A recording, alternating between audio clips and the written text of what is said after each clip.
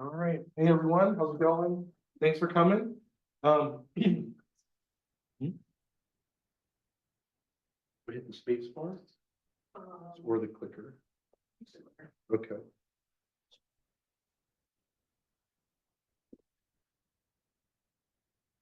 Okay, so I want to be less than 10 minutes, so I'm going to kind of go through a little bit quick. I'll go through my background, and then it'll be followed with my kind of vision as what I can see for right now being less than 2 months in. So bachelor's, master's, PhD in aquaculture in James Cook University in Australia. Even though I was born and raised in West Virginia, I did a postdoc in Malaysia at a fish nutrition lab for about 1.5 years, and then a senior lecturer at UPM. So that was the largest university in Malaysia for agriculture.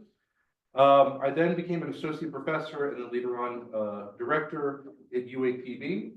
I was there for 4 years, and then associate professor, and extension specialist and coordinator. So at Virginia State University, I was headhunted to go there before I came here. I'll go into a little bit more detail, but I'm not going to spend too much time on each of the places. But just to kind of let you know from the very beginning, bachelor's, it was all into aquaculture. So it was coursework, it was hands-on experience with practicals. Final year Bachelor of Applied Science was all hands-on. So it was larviculture with prawns, ornamentals, clams, live feeds. Essentially, if I wanted to run any of the studies that I was doing on crabs, go out, grab the crabs, bring them in, larviculture them. So familiar with all the larviculture work, live feeds and macroalgae, microalgae, that sort of thing. The last 2 studies that I did, I was doing nutrition, but I didn't know anything about nutrition at that time. But I wanted to improve their osmoregulation at low salinities to help the crabs rather than killing them with ammonia and nitrite all the time.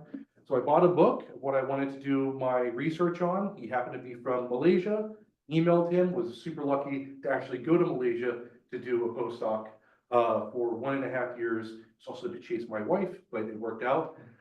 So I ran the lab. I did everything that you were meant to do as a postdoc there. So pretty young, a lot of energy. I learned a lot. So I went in not knowing anything about nutrition, came out knowing a little bit more. So then I became a senior lecturer at UPM.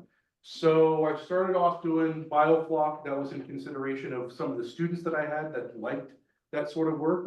That guy, he was from Nigeria, so I trained him in biofloc so he could bring that technology back to Nigeria for him to do farm work and also later on teach.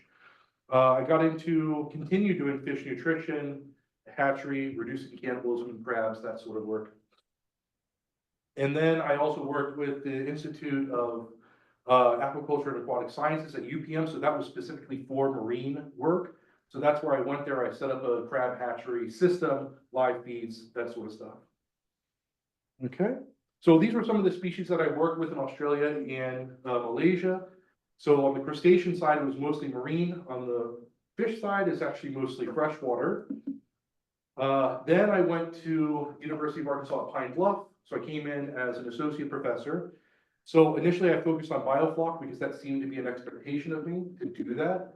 After about 1 year, 2 studies in, I don't think the farmers were too keen on adopting that policy, that protocol. So I dumped that. I moved more towards fish nutrition and water quality. And then after 2 years, started getting into black soldier fly larvae work. That was because I got a master's student who was already doing that in his backyard. So we just started a whole new program doing black soldier fly larvae. And that's my student there. He was doing his master's, young, nice guy. So these were the species that I worked with in Arkansas. Again, it's mostly freshwater. Then I got promoted to be the interim director of the Center of Excellence in Aquaculture and Fisheries. So now I was doing administrative work, teaching, extension, and research. So some of the things I did, I'm listing here, but I kind of pivoted more from research to extension work to kind of do more of the public relations kind of thing, setting up aquaponic systems in schools and communities. And we also restarted the catfish sales. That was after the COVID where that kind of shut it down. Okay, so then I was headhunted. So I was there for 4 years. I was headhunted by Virginia State University to help revamp their aquaculture program. So I set aside research ambitions because there was basically nothing there to support the research. So I renovated labs, and then did a lot of extension work. So met with the farmers, tried to understand what their problems were. And then a lot of that was demonstration, going to different family farm days or juvenile detention centers to set up aquaponics, that sort of stuff. Then I applied for USDA, was fortunate to be accepted. So here I am, about 2 months in.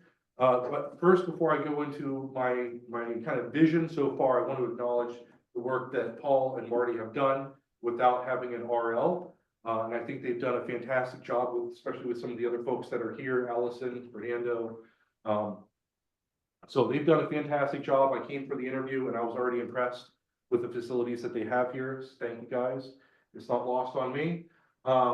So I think that, yeah, going forward, we're going to be very productive. We can do a lot of really great things as long as we continue getting the support. And this is also an all ships on deck kind of situation where I want the stakeholder opinions and ideas to help us. So yeah, our intention is that even though we're going to have a USDA-ARS side, we're going to work very closely with the Harbor branch side. We're part of the same team. So I want to make that, that clear. So under this project, this particular project, I'm the RL, so I'm kind of steering the ship in terms of the research directions. But again, this is a collaborative effort. So subcontracting and project collaborations, just some housekeeping in terms of the academic side. I'm really happy and positive to see that there is that relationship. We'll ask that just for normal housekeeping for the 115 form send to me. Also, communication is going to be key. So please communicate with me on progress, milestones, how we can help, that sort of thing. From the farmer side, I've heard from some farmers that they are very happy to have this arrangement, and I think it's a great idea. I have there, facilitates technology transfer directly to the farmer. For other farmers who are thinking to get into the industry, just contact us. We'll try to set something up. Even if you don't have like robust replicated studies, there are things that we can do.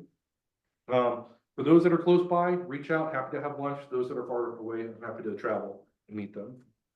So for the 4 main areas of research, so this is going to be the year of recruitment for me, trying to recruit SYs as well as a postdoc. So the geneticist, we're going to look for an SY for that. I'm in the research leader, fish nutrition sort of thing. Fish physiology will be another one that's very broad. Each one of the SYs will have a technician. And then for the fish health, it'll be a postdoc without a technician. We'll also get a PAS later on as well. But we're going to prioritize getting the SYs here as soon as we can, as well as my technician. So for the genetic, again, it's sort of like whenever I'm going over these slides, I'm going to leave it open for people to come in, give an interview, and show us what their ideas are. So I'm not going to mandate what they are going to be looking at.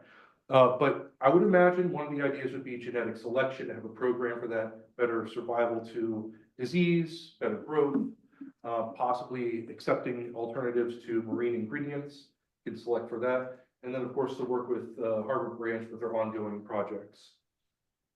Larviculture fish nutrition, so my focus is going to be recruitment, administration, some of the research ideas is specific diets for different species, different culture systems, alternatives to marine ingredients and live fish or live feed replacement. So I'm sort of like laying the groundwork for collaboration. I was very happy to meet Scott Snyder yesterday. I think we had a nice meeting.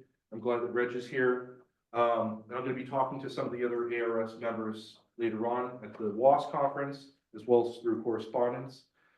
For disease, this is going to be an important component. So again, going to kind of leave it up to them to kind of blow us away with their interview of what they think is worthwhile.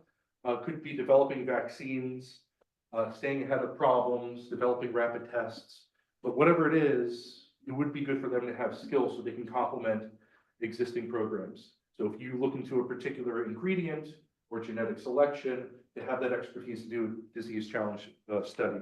That'll be for a postdoc. For fish physiologists, this is really broad, almost by definition. So again, going to work, going to see their interview and keeping an open mind of how they might be able to fit within the project.